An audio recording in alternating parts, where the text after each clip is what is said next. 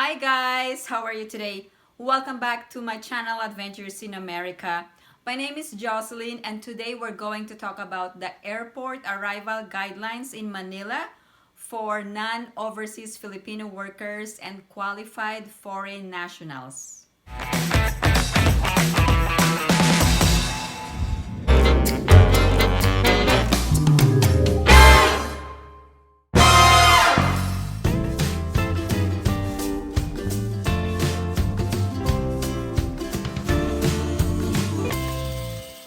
Please take note that the Philippines is not yet open for foreign tourists. However, there are qualifications for foreign nationals to be able to visit the Philippines. First, they need to have their immediate family members with them when traveling, such as their spouse or their children. And also, former Filipinos who are considered Balikbayans can travel to the Philippines and they can avail of the one-year visa-free privilege. For foreign spouses who are not traveling with their Filipino wife or husband, they needed to avail of the visa abroad. They needed to secure a tourist visa before traveling to the Philippines, and then their spouse must be in the Philippines. So I already made a few videos regarding this. You can check out my video about the Balikbayan visa and the requirements to avail of this visa-free privilege. And also I made a video about foreign spouses, children, and former Filipinos who can travel to the Philippines. Let's get started. The Philippine government requires the wearing of face masks and face shields when traveling. And also there is a new requirement effective November 28 that all passengers must download the Traze mobile application when arriving in the Philippines, and this is a requirement by the Philippine Transportation Department.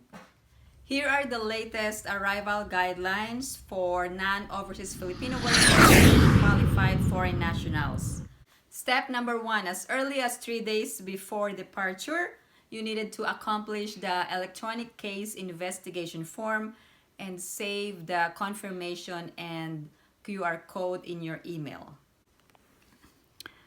Step number 2, ensure to have a confirmed booking at a hotel accredited by tourism and health agencies while waiting for your COVID-19 test results and for at least 2 days. And you must stay at your hotel until the test result is sent and the Bureau of Quarantine medical certificate is issued. I'm going to send the accredited hotels in Manila in my description below. Step number 3, sign the declaration and waiver form that you are healthy and fit to travel. Number 4, during the flight, accomplish the health declaration form and arrival card. Here are the requirements when you arrive at the airport. Please take note of these procedures. Number 5, upon arrival, listen to the briefing conducted by the Philippine Coast Guard. Number 6, undergo a temperature check, submit the health declaration form upon deplaning, and proceed to the designated waiting area. Fill out the affidavit of undertaking. Number 7, proceed to the verification and barcoding booth. Present your passport and the QR code sent to you after accomplishing the ECIF. Number 8, pay for your swab test. So effective October 16, 2020, the test costs 4,000 pesos and you may pay in cash, card, GCash, PayPal, WeChat Pay, or Alipay. ATMs are also available inside the terminal. You will be given 3 barcode stickers. Number 9, proceed to the swab test booth and hand out the 3 barcode stickers. Number 10, undergo the COVID test and receive a sticker indicating that you have completed the test. Place the sticker on the back of your passport. Help desks are available at the waiting area for passengers who do not have smartphones, and also charging stations are available. Number 12, clear with immigration and submit the arrival card. Number 13, proceed to the hotel verification desk. Please refer to the hotel code indicated in the email that was sent to you after registration to the PAL ECIF. If your hotel code starts with H001 and up, please proceed to the desk near carousel number 7. If your hotel code starts with D001 and up or B001 and up, please proceed to the desk near carousel number 6. Hotel coordinators shall verify your hotel booking or assist you in your reservation if you have not made one yet. Please ensure that hotel verifiers have signed or stamped your affidavit of undertaking. You may also arrange for your airport hotel transfer at this desk. A separate desk is available for coupon taxis and metered taxis. A sticker will be given to you indicating your choice of transportation to your quarantine hotel. Number 14, claim your baggage at the designated carousel and clear with customs check. Number 15, submit the affidavit of undertaking before exiting the terminal. Proceed to your booked hotel through your preferred mode of transportation. Check in at your hotel and wait for the release of your results within 24 hours. Also, if you tested negative, the results will be sent to your email address.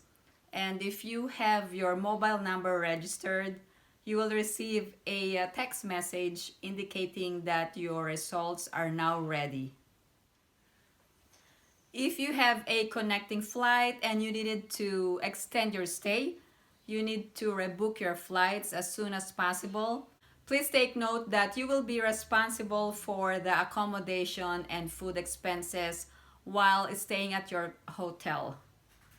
If you test positive, the Bureau of Quarantine will send you to a hospital for further medical management. If you can obtain your certificate at the Department of Health Bureau of Quarantine certificate page, and you can also print your certificate at the hotel.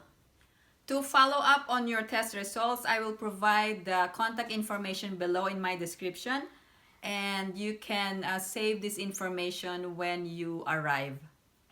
Once you are cleared, you may contact your relatives to pick you up at the airport. If you have an onward Philippine Airlines flight, please ensure to register and secure all travel and health documents required by your destination's local government unit. And the last requirement is that you still needed to quarantine for 14 days at your local destination.